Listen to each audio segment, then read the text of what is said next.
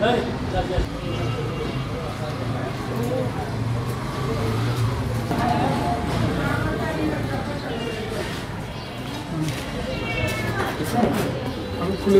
৬ সদর আসনের এমপি, পতিত সরকারের এমপি রাকিবুল আহসান রিপু, তিনি বগুড়া সদর থানায় ১৩টি মামলার এজাহার নামে পলাতক আসামি হিসেবে ছিলেন।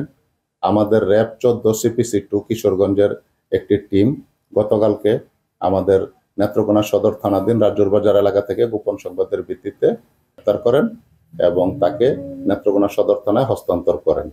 এ বিষয়ে আমরা বগুড়া সদর থানায় ইতিমধ্যে ইনফর্ম করেছি এবং তার বিরুদ্ধে পরবর্তী আইনগত যে ব্যবস্থা সেগুলো আমরা গ্রহণ করছি। এখন এটা র্যাব আসলে বিস্তারিত বলতে পারবে।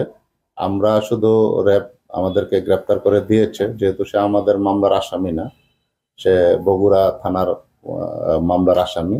এগুলো হয়তো বগুড়া থানা পুলিশ এবং র্যাব বিস্তারিত তথ্য গ্রহণ করেছে।